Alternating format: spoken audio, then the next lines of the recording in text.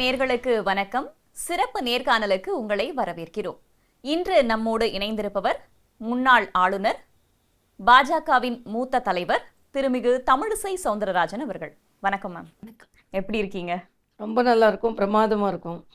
நல்லது. இப்போ பொதுவா ஆளுநர் மாதிரியான ஒரு பெரிய பதவியில பொறுப்புல இருக்கிறவங்க அந்த பதவிக்கு அப்புறம் கொஞ்சம் ஓய்வு எடுத்துக்கலாம், கொஞ்சம் ரிட்டையர் ஆயிக்கலாம் அப்படின்னா பெரும்பாலானவங்களை நாங்க பார்த்துருக்கோம். ஆனா அந்த ஒரு பதவிக்கு போயிட்டு மறுபடியும் மக்கள் கிட்ட மறுபடியும் களத்துல அப்படின்னு இருக்கீங்க. எப்படி மேம்? இது உண்மையிலேயே நல்ல கேள்வி.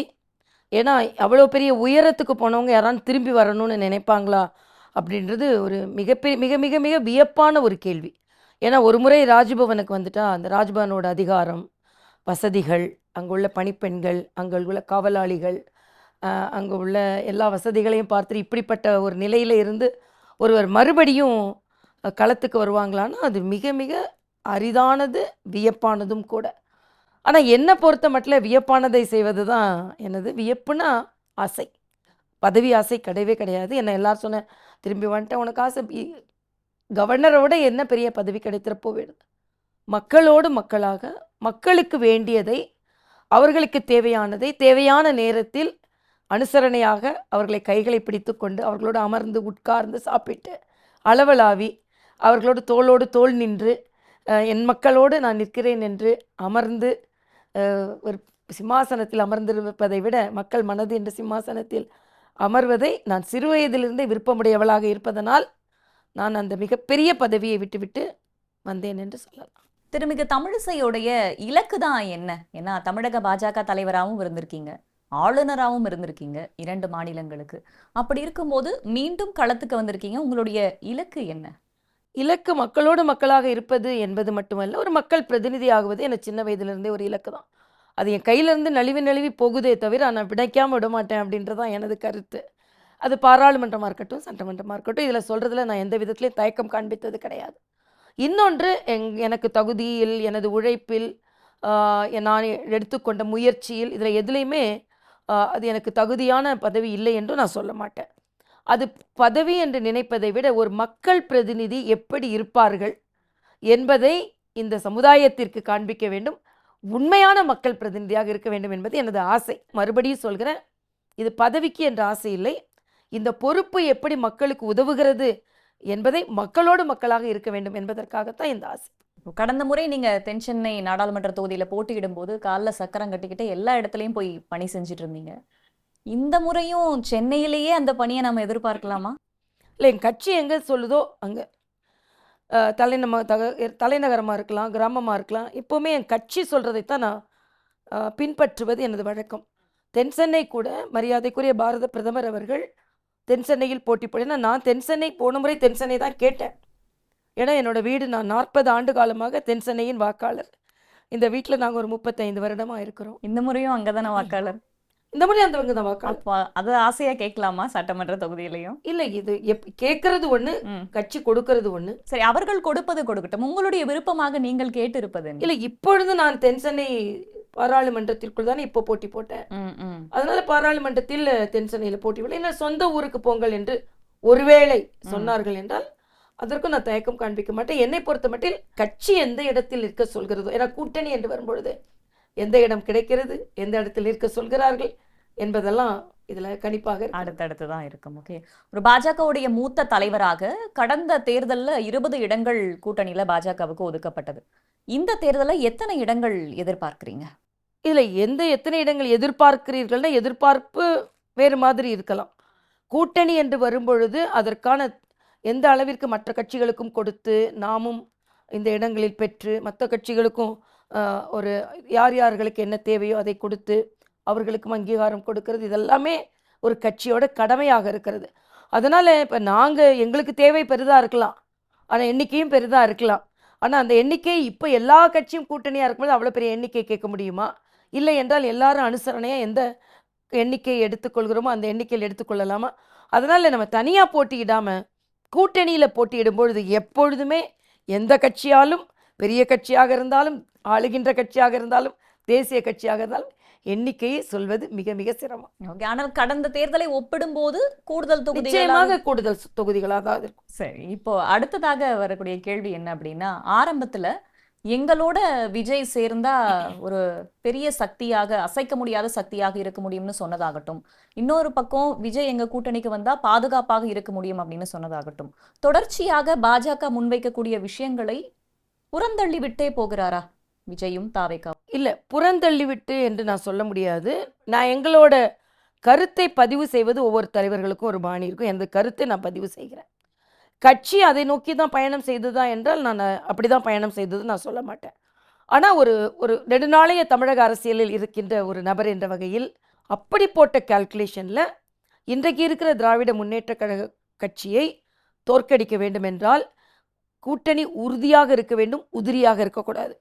ஸோ எதிர்கூட்டணியின் வாக்குகள் உதிரியாக போய்விட்டது என்றால் நாம் என்ன நோக்கத்தோடு அரசியலுக்கு வந்தோமோ, உதாரணத்துக்கு தம்பி விஜய்கிட்டே சொல்கிறேன், என்ன நோக்கம்? திமுகவை தோற்கடிக்க வேண்டும் என்ற நோக்கம். அதற்கான வியூகம் என்ன? தனியாக நின்றால் முடியுமா? இல்லை. அப்படி என்றால் யாரெல்லாம் திமுகவை தோற்கடிக்க வேண்டும் என்று நினைக்கிறார்களோ அந்த வியூகத்தோடு சேர்ந்து கொள்வது ஒரு வியூகம் என்று தான் சொன்னேன். இது யூகத்தின் அடிப்படையில் சொன்னது தான். கட்சி இந்த திட்டத்தின் அடிப்படையில் தான் போகுது என்பது இல்லை. இது யதார்த்தமான உண்மை.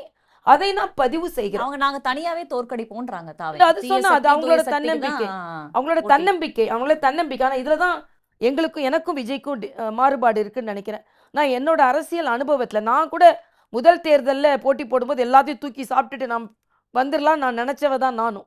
ஆக அவரோட ஆரம்ப கால அனுபவம் புதிதாக அரசியலுக்குள்ளே நுழையும் பொழுது எல்லாமே நமக்கு ஃபேவரபுளாக தெரியும். இவங்க ஓட்டு போட்டுருவாங்க போல இருக்கு, எல்லாரும் கையெடுத்து கும்பிடுறாங்க, எல்லாரும் ஓட்டு போட்டுருவாங்க, எல்லாரும் கை காமிக்கிறாங்க, எல்லாரும் ஓட்டு போட்டுறாங்க அப்படின்னு நினச்சி தான் நாங்கள் 2006 நிற்கும் போதெல்லாம் அப்படி தான் நினச்சோம். சரி, இவ்வளோ பேர் நம்மளை பார்த்து கும்பிடுறாங்க. ஆனால் அப்படிப்பட்ட வாக்குகள் வரல. அதுக்குன்னு தனி வியூகங்கள் வகுக்க வேண்டி இருந்தது, தனி கூட்டணி அமைப்புகள் சேர வேண்டி இருந்தது. ஆக அப்படி இருக்கும்போது அவர் புதியவராக, அனுபவம் இல்லாதவராக, சுற்றி இருப்பவளோ அண்ணன் செங்கோட்டையனை தவிர மற்றவங்க எல்லாமே மிக மிக மிக அனுபவம் இல்லாதவர்கள். ஸோ எல்லாரும் இந்த அந்த ஃபேன்ஸ் வாக்காளர்களாக மாறிடுவாங்க அப்படின்னு நினைத்து கொண்டிருக்கிறார்கள். அது நடக்காது என்பது எனக்கு தெரியும். அதனால் நாங்கள் ஒரு மூத்த அரசியல்வாதி என்ற முறையில், அனுபவம் வாய்ந்த அரசியல்வாதி என்ற முறையில் இதை நாங்கள் சொல்கிறோம். நிச்சயமாக தேர்தல் முடிவுகள் அவர்களுக்கு இதை உணர்த்தும். நிச்சயமாக தனியாக யாராலும், எத்தகைய பிரபலமானவர்களாலும் அரசியல் களத்தில் புகுந்து நிச்சயமாக வெற்றி பெற முடியாது. அதுவும் ஆட்சி அமைக்கும் அளவிற்கு வெற்றி பெற முடியாது. ஆக உங்களது அரசியல் பிரவேசம், உங்களது நோக்கம் எல்லாம் வீணாகிவிடக்கூடாதே என்ற ஆதங்கத்தில் சொல்வதே தவிர ஆர்வத்தில் சொன்னதில்லை. நீங்கள் வரணும், நீங்கள் வந்தால் தான் நாங்கள் பழைப்போம் கிடையாது. எங்களோட கூட்டணி பலமாகவே இருக்கிறது. அரித்மேட்டிக்லேயும் பலமாக இருக்குது, கெமிஸ்ட்ரிலையும் பலமாக இருக்குது. இப்போ விஜய் நீங்க சொல்லும்போது அந்த கூட்டணிக்கு நாங்க வரமாட்டோம் அப்படின்னும் சொல்லல, இல்ல வரோம் அப்படின்னும் சொல்லல, இல்ல கன்சிடர் பண்றோம் அப்படின்னும் சொல்லல. அதற்கு பதிலே சொல்லாமல் இருப்பதை பாஜக எப்படி பாருங்க? இல்ல, அது நான் அவர் எல்லாத்துக்கும் பதில் சொல்லி இதுக்கு பதில் சொல்லலைன்னா பரவாயில்ல. அவர் அரசியல்ல இப்ப நாங்கள மாதிரி உள்ளவங்க இன்னைக்கு காலையில ஒண்ணு நடந்ததுன்னா இதுக்கு இல்லைன்னு சொல்லணும், பதில் சொல்லணும், இல்லைன்னா கண்டனத்தை சொல்லணும், இல்லைன்னா தாக்கத்தை சொல்லணும், இல்லைன்னா தாக்குதலை சொல்லணும். ஏதானு எங்களுக்கு ஒரு அவர் அப்படிப்பட்ட அரசியலே செய்யலையே. 23 நாள் உள்ள இருந்துட்டு அது என்ன நடக்குதுன்னே தெரியாம தானே இருக்கிறாரு. அதனால இது மட்டும் என்னமோ எல்லாத்துக்கும் பதில் சொல்லிட்டு பாஜக சொன்ன சில கருத்துக்களுக்கு மட்டும் பதில் சொல்லவில்லைன்னு எடுத்துக்க முடியாது. அன்னொன்று சொல்றேன், மறுபடியும் சொல்றேன், நான் என்னோட கருத்தை தான் பதிவு செய்கிறேனே தவிர உடனே பாஜக அழைக்கிறது, பாஜக ஏங்கி கொண்டு இருக்கிறது, பாஜக விருப்பமுடையதாக இருக்கிறதுலாம் கிடையாது. அரசியல்ல அந்த கட்சிகளுக்கு என்று ஒரு 1967 நேர் எதிர்க்கட்சியாக இருந்த ராஜாஜி அவர்களும் திராவிட முன்னேற்ற கழகமும் காங்கிரஸை தோற்கடிக்க வேண்டும் என்று ஒரு வியூகம் வகுத்தார்கள். ஆக அரசியல் கூட்டணி வேறு, தேர்தல் கூட்டணி வேறு, கொள்கை கூட்டணி வேறு. இதை தம்பி புரிந்து கொள்ள வேண்டும் என்பதுதான் எனது கருத்து. இப்போ இன்னொரு ஸ்டேட்மெண்ட்டும் சொல்லியிருந்தீங்க, விஜய் ஒரு 0 தான், மதிப்பு மிக்கவர்கள் கூட அவங்க சேரும் போதுதான் அதற்கான ஒரு வேல்யூ கிடைக்குது அப்படின்னு சொல்லியிருந்தீங்க. ஆனா இப்போ வரக்கூடிய கருத்து கணிப்புகள் அவருக்கு 15% அளவுக்கு வாக்கு சரி, 15% வைத்து தனித்து நின்றாலுமே 18% சொல்றாங்க. சரி, இது கருத்து கணிப்புகள் முற்றிலுமாக சரியானு சொல்ல முடியாது, தவறுன்னு சொல்ல முடியாது. இதெல்லாம் நிரூபிக்கப்படாத வாக்குகள் அவர்கிட்ட இருக்கிறது. எங்ககிட்ட கூட நீங்க சொல்லுங்க, நாங்க 11% நிரூபிச்சிருக்கோம், கூட்டணியோட 18.5% நிரூபிச்சிருக்கோம் சொல்லலாம். நிரூபிக்கப்படாத வாக்குகள். இப்போ எனக்கே இந்த தொகுதியில் இந்த பூத்தில் தாமரைக்கு எவ்வளோ விழுந்ததுன்னு எனக்கு தெரியும். ஆனால் விசிலுக்கு எவ்வளோ விழுன்னு அவங்களுக்கு தெரியாது. ஆக அதனால் நிரூபிக்கப்படாத விசில் சத்தங்கள் அவையெல்லாம். ஆக இந்த விசில் சத்தம் முழுவதுமாக எல்லா சக்தியையும் முழுவதுமாக மூழ்கடிக்கக்கூடியதாக இருக்காது. 15% நீங்கள் வச்சுக்கோங்களேங்களேன். என்ன செய்யும் அந்த 15%? நீங்கள் நேரடியாக அது ஆட்சியில் அமர வைக்கக்கூடிய சதவீதம் அல்லவா? முதல் தேர்தல் அப்படின்னும் போது 15% தனிச்சு இல்ல, அதுதான் சொல்றேன். என்ன பிரயோஜனம் நான் கேட்கிறேன். என்ன பிரயோஜனம்? அதைத்தான் நான் கேட்கிறேன். நீங்க சதவீதத்தை மட்டுமே நிரூபிக்கிறதுக்கு இந்த தேர்தலில் நீங்கள் குதித்தீர்கள் என்றால் ஓகே, இத்தனை சதவீதம் அத்தனை சதவீதம். என்ன சொல்றீங்க? திராவிட முன்னேற்ற கழகத்தை நான் வீட்டுக்கு அனுப்பணும்னு. அப்போ இந்த 15 போதுமா? இன்னொரு 30-40 இருக்கிறது கூட இந்த 15 சேர்த்தா எவ்வளோ ஆகும்? அதை நீங்கள் சிந்திக்கிறீங்களான்றதான் எனது கருத்து. அதனால தான் 15 எடுத்தால் கூட அது 0 தான். இன்னொரு கூட்டணி என்ற ஒன்னோடு சேரும் பொழுது அது 10ஆக மாறும் பொழுது நிச்சயமாக அது ஓட்டாக மாறும் என்பது இதெல்லாம் அரசியல் அனுபவம் வாய்ந்தவர்களின் கணக்கு என்பது எனது கருத்து. ஜனநாயகன் படம் விவகாரம்ல தொடர்ச்சியாக பாஜகவுடைய பெயர் உள்ள வந்துகிட்டே இருக்கு. திருமாவளவன் கூட பேசும்போது பாஜகவோட அரசியல் தலையீடு இதுல இருக்கு அப்படின்ற மாதிரியும் விமர்சனம் வைக்கிறாங்களே மேம். வேற என்னத்தை நாங்க எதிர்பார்க்க முடியும்? நீங்க சொல்லுங்க. நானும் தான் சொன்னேன், ஜனநாயகன் வெளிவரட்டும், நானும் பார்க்கறதுக்கு தயாராக தான் இருக்கேன்னு. பாஜகவிற்கும் இதுல எந்த சம்பந்தமும் கிடையாது. நீங்க பார்த்தீங்கன்னா 2-3 நாள் கோர்ட் ப்ரொசீடிங்ஸை பாருங்க. கோர்ட்டில் சொல்றாங்க, முதலிலேயே கோர்ட்டுக்கு போகாம மறுபரிசீலனைக்கு கொடுத்துருந்தாங்கன்னா நிச்சயமா அதுல அவங்களுக்கு சீக்கிரமே பதில் கிடைத்திருக்கலாம். அதனால இதுல ஜனநாயகனுக்கு பாஜகவிற்கும் எந்த சம்பந்தமும் கிடையாது. திரைப்படம் தான், அதுக்கு அரசியலுக்கும் நிச்சயமா சம்பந்தம் இல்லை. அது அவர்களே சொல்லல, மற்றவங்க தான் சொல்லி கொண்டு இருக்கிறார்கள் என்பது எனது கருத்து. இல்ல, கரூர் சம்பவத்துக்கு அப்புறம் பாஜக மேல எந்த ஒரு விமர்சனமும் வைக்கவே மாட்டாங்க, விஜய் பயப்படுறாங்க அப்படின்ற மாதிரியாலும் எதிர்கட்சிகள் சொல்லிட்டு இருக்கு. மதிக்கிறாதுன்னு ஏன் நினைக்க மாட்டேன்றீங்க? பாஜக மேல விமர்சனம் வச்சுதான் ஆகணும். இப்ப திமுக திருமாவளவன் ஏன் இதை பத்தி பேசல, ஏன் பட்ஜெட்டை பத்தி பேசல? பட்ஜெட் ஒப்புதலா இருந்திருக்கலாம், பேச வேண்டாத நிலை இருந்திருக்கலாம். ஆக அதை பற்றி பேசித்தான் ஆகணும் அப்படின்ற இல்லை. இல்ல, அவரு கொள்கை எதிரி அப்படிங்கிறாரு, அரசியல் எதிரிங்கிறாரு. அரசியல் எதிரி பத்தி பேசிட்டே இருக்காரு, கொள்கை எதிரி பத்தி எதுவுமே பேசலையே அப்படின்றது. இந்த நேரத்துல அரசியல் எதிரியை எதிர்கொள்வது சட்டமன்ற தேர்தல் இது. அதே மாதிரி கொள்கை எதிரின்னு சொல்ற அளவுக்கு எந்த கொள்கை மாற்றம் கிடையாது. அவங்க நினைக்கிறது சிறுபான்மை மக்களுக்கு ஏதோ அவங்க ஆதரவா இருக்க மாதிரியும் நாங்க எதிராக இருக்க மாதிரியும் இல்லை. மரியாதைக்குரிய பாரத பிரதமர் 15 பாயிண்ட் ப்ரோக்ராம் ஃபார் மைனாரிட்டிஸ்னே வச்சிருக்காரு. வேற எந்த பிரதமர் இதை கொண்டு வரல. அதே மாதிரி நாங்கள் எந்த விதத்தில் இன்னைக்கு மரியாதைக்குரிய முதலமைச்சர் காண்பிக்கிற வேற்றுமையை கூட பிரதமர் காண்பிக்கிறது இல்லை. முதலமைச்சர் கூட இந்துக்களுக்கு வாழ்த்து சொல்றதில்ல, இந்து கோயில்களுக்கு போடுறதில்ல, இந்து குடமுழுக்கல்களுக்கு கலந்து கொள்கிறதில்ல. ஆனால் பிரதம அமைச்சர் சிறுபான்மையினர் கோயிலுக்கு போறார், சிறுபான்மையினருக்கு வாழ்த்து சொல்கிறார். கோவா, உத்தரப்பிரதேசம் போன்ற இடங்களெல்லாம் அதிகமான சிறுபான்மையினர் வாக்களித்து தான் பாஜக இருக்குது. கோவால கிறிஸ்தவர்கள் வாக்களிக்காமல் பாஜக ஆட்சிக்கு வந்திருக்க முடியாது. உத்தரப்பிரதேசத்துல இஸ்லாமியர்கள் வாக்களிக்காம பாஜக ஆட்சிக்கு வந்திருக்க முடியாது. அதனால இஸ்லாமியர்களுக்கு எதிரானவர்கள், கிறிஸ்தவர்களுக்கு எதிரானவர்கள் என்ற ஒரு கொள்கையை சொல்வதே தப்பு. அதைத்தான் தம்பி விஜய் சொல்றாரு. இதை அவர் திருத்திக் கொள்வார் என்று நான் நினைக்கிறேன். அதே விஜய் சொல்றாரு மேடையில பேசும்போது, பாஜக மற்றும் பலர் அப்படிங்கிறாரு உங்களுடைய கூட்டணியை. தேசிய ஜனநாயக அப்படின்னு கூட்டணின்னு வரும்போது பாஜகவை முன்னிறுத்தி மற்றும் பலர் அப்படின்னு சொல்றாங்களே, எப்படி பார்க்கறீங்க மேம் நீங்க? இல்ல, ஒருத்தவங்களுக்கும் ஒரு மாதிரி சொல்லுகின்ற பாணி இருக்காரு. அப்படி சொன்னாருன்றதுக்காக அதிமுகவை குறைந்து மதிப்பிடுகிறார் என்று நான் சொல்ல மாட்டேன். ஏன்னா இப்ப நாங்க சொல்லும் போது தேசிய ஜனநாயக கூட்டணி அப்படின்னு பிரதமர் சொல்லிட்டாரு, தேசிய ஜனநாயக கூட்டணின்னு பிரதமர் சொல்லிட்டாரு, அதிமுக கூட்டணின்னு சொல்லல அப்படின்ற ஒரு விமர்சனமும் வந்தது. தேசிய ஜனநாயக கூட்டணினா அதிமுக பிரதான கட்சி, அப்புறம் பாஜக, அப்புறம் தமாக, அப்புறம் பாமக, இவங்க எல்லா அமமுக, ஐஜேக்கு எல்லாரும் ஒன்னா தான் இருக்கும். அப்போ ஒட்டுமொத்தமா தேசிய ஜனநாயக கூட்டணி அகில இந்திய அளவில் சொல்றது தான் பழக்கம். நிதிஷ்குமாரின் கட்சி அப்படி சொல்ல மாட்டேன். தேசிய ஜனநாயக கூட்டணினா பீகார்ல நிதிஷ்குமார் சேர்ந்தது தான். இங்கே மகாராஷ்டிரால தேசிய ஜனநாயக கூட்டணின்னா அவங்க மற்றவங்க எல்லாம் சேர்ந்த சிவசேனாவோட ஒரு பிரிவெல்லாம் சேர்ந்தது தான். ஆக மரியாதைக்குரிய பாரத பிரதமர் தேசிய ஜனநாயக கூட்டணின்னு சொல்லிட்டாரு, அதிமுகவை சொல்லலை அப்படின்னு சொல்ல முடியாது. அவருக்கு ஒரு பாணி, விஜய்க்கு ஒரு பாணி. அதனால விஜய் சிந்தித்து தான் அதிமுகவை எக்ஸ்க்ளூட் பண்ணிட்டு தான் பேசணும் அப்படி இல்லை. பாஜக என்று சொன்னதில் மகிழ்ச்சி, அதிமுக என்று சொல்லவில்லை என்பதற்காகவும் மகிழ்ச்சி கிடையாது. அவர் எல்லாம் சேர்த்து சொல்றதை தான் நாங்கள் எடுத்துக்கொள்கிறோம். அதுலதான் என்ன கேள்வி வருதுன்னா, திரு டிடிவி தினகரன் அவர்கள் கூட்டணியில சேரும்போது சொல்றாரு, 2021 திரு அமித்ஷா அவர்கள் முயற்சி செஞ்சாரு. அப்ப என்னால முடியல. இப்ப அவர் கேட்டுக்கொண்டதன்படி நான் இணைஞ்சிருக்கேன் அப்படிங்கிறாரு. பாமகவுடைய திரு அன்புமணி அவர்கள் இணையும் போதும் திரு பியூஷ் கோயல் முன்னாடி இணையறாரு. இப்ப 2 நாளைக்கு முன்னாடி திண்டுக்கல் சீனிவாசன் பேசும்போது, பாஜகவோடு தேமுதிக பேச்சுவார்த்தை நடத்தி கொண்டிருக்கிறது அப்படிங்கிறாரு. சோ எல்லா இடத்துலயும் பாஜக முதன்மையாக இருக்கு. இல்ல இதுல நான் ஒரு பாஜக முதன்மையா தான் இருக்கு. பாஜக எல்லா விதத்திலும் ஆட்சியிலும் சரி வளர்ச்சி திட்டங்களிலும் முதன்மையா தான் இருக்கு. ஆனா நீங்க சொன்னதுல ஒரு கருத்து வேறுபாடான கருத்து. மரியாதைக்குரிய அன்புமணி ராமதாஸ் அவர்கள் அண்ணன் எடப்பாடி முன்னால தான் சேர்ந்தாங்க. அதிமுக கூட்டணி ஆட்சி அமைக்கும் என்று தான் சொன்னாங்க. தேசிய ஜனநாயக கூட்டணியில் இணைந்திருக்கிறோம் என்று தான் சொன்னாங்க. ஒரு கட்சிக்கு அவங்க 2 பேருக்கும் கருத்து வேறுபாடு இருந்தது. நேரடியாக என்னால் பேச முடியாது. இப்போ எனக்கு உங்களை இன்னொருத்தர் எனக்கு நண்பனா மாற்றிக்கொள்ள வேண்டும். நேரடியாக பேசினா எங்களுக்குள்ள சில கருத்து வேற்றுமைகள், நீங்கள் பேசினா இன்னும் கொஞ்சம் சுமூகமாக பேசலாம். அதனால் நீங்கள் உங்களை பேச வைக்கிறேன்றதுக்காக எனக்கு அதில் சம்மந்தமே இல்லைன்னு சொல்ல முடியாது. ஆக தினகரன் மரியாதைக்குரிய தினகரன் அண்ணனுக்கும் எடப்பாடி அண்ணனுக்கும் சில கருத்து வேறுபாடுகள் இருந்தது என்பது அனைவருக்கும் தெரிந்த உண்மை. இதுல நாங்க 2 பேரும் பேசுறத விட நீங்க பேசினா சரியா இருக்கும்னு அண்ணன் எடப்பாடியோட ஒப்புதலோடு தான் பேசுறோம். அதனால நாங்க ஒரு ஃபார்மிடபிள் கூட்டணியா, எல்லாரும் ரொம்ப நல்ல கூட்டணியா நாங்கள் அமைத்து கொண்டு தான் இருக்கிறோம். இன்னொரு கருத்து, தேமுதிகவோடு பாஜக பேசிக்கொண்டு இருக்கிறது என்பது சரியான தகவல் அல்ல. நாங்க யார் அமைச்சர் திண்டுக்கல் பேசியிருக்காரு, இன்னைக்கு எங்க மாநில தலைவரும் மறுத்திருக்கிறாரு, பேசல.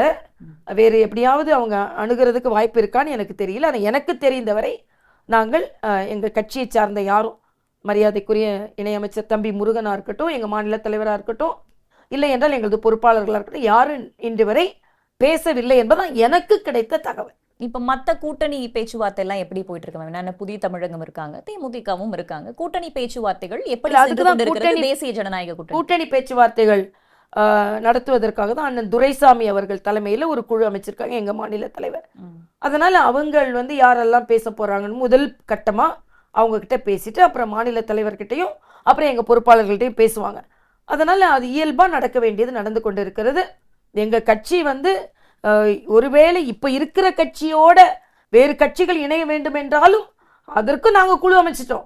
ஆனா பிரதான எதிர்கட்சியான காங்கிரஸோட பேசுறதுக்கு திமுக குழு அமைக்கலன்றதான் இன்று அரசியலின் பரபரப்பு என்பதை நான் தெரிவித்துக் கொள்கிறேன். ஒட்டுமொத்தமாக பார்க்கும்போது அதிமுக தலைமையில கூட்டணி அப்படின்றத அதிமுகவுடைய தலைவர்கள் தொடர்ச்சியா சொல்லிக்கிட்டே இருக்காங்க. ஆனா பாஜக பிரதானமாக முன்னிறுத்தப்படும் போது அதிமுகக்கு நெருக்கடி கொடுக்கிற மாதிரி ஒரு நிலை இருக்கா? ஒரு கட்டமைப்பு நெருக்கடியில இல்ல, நெருக்கம் தான் இருக்கும். நெருக்கம் தான் இருக்கிறது, நெருக்கடி இல்ல. அதனால சும்மா ஏதாவது ஒரு விதத்துல இந்த கூட்டணியை பலவீனப்படுத்தி விடணும். யாரும் இந்த கூட்டணியில சேர மாட்டாங்க, யாரும் வரமாட்டாங்க. பாமக வந்தாங்க, அப்புறம் அமமுக வந்தாங்க, அப்புறம் முதல்ல அதிமுக பாஜக ஒன்றா இணைந்தாங்க.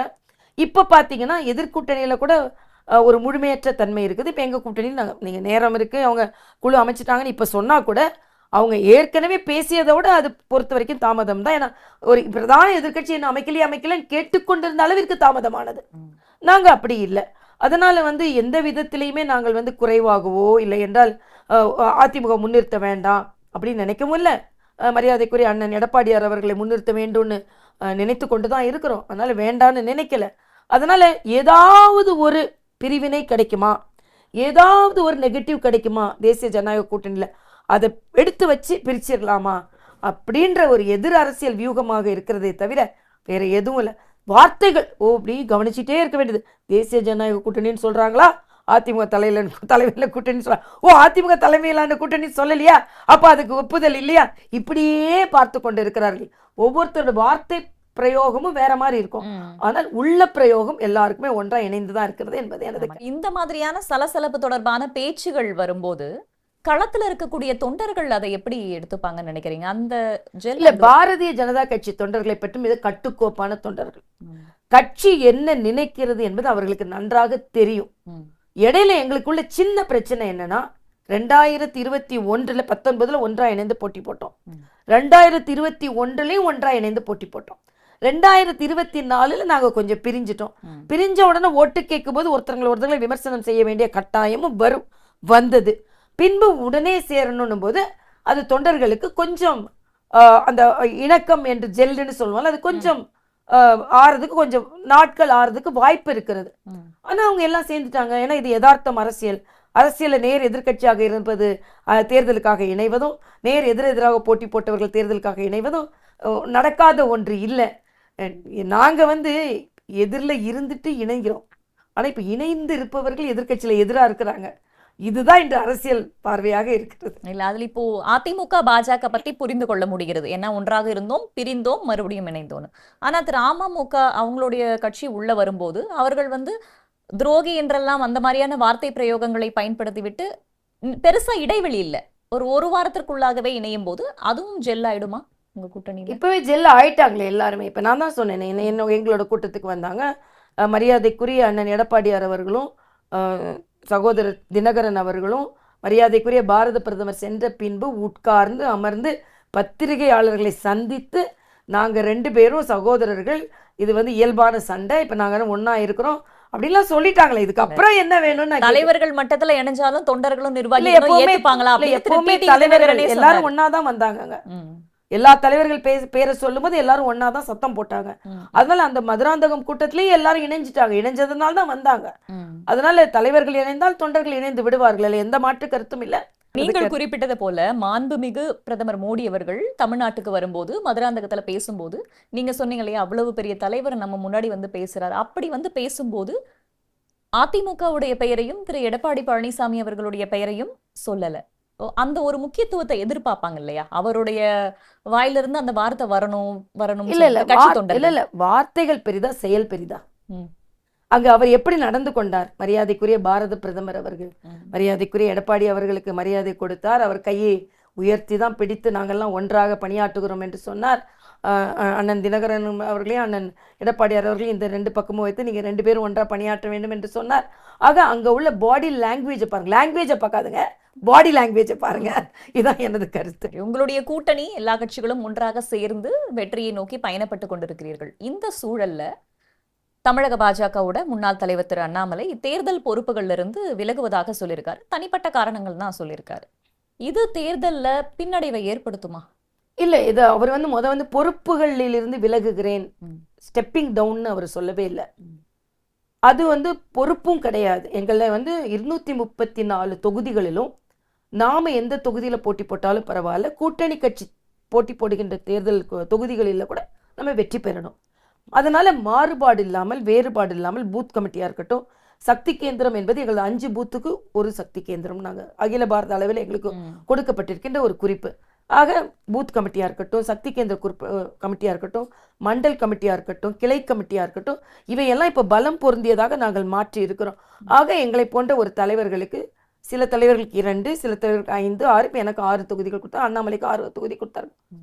ஒரே இடத்துல இருந்தா அது வந்து அவங்களோட நோக்கம் வந்து அவங்க ஒரே தலைவரை பார்த்த மாதிரி இருக்குன்றதுக்காக பரவலா போட்டாங்க.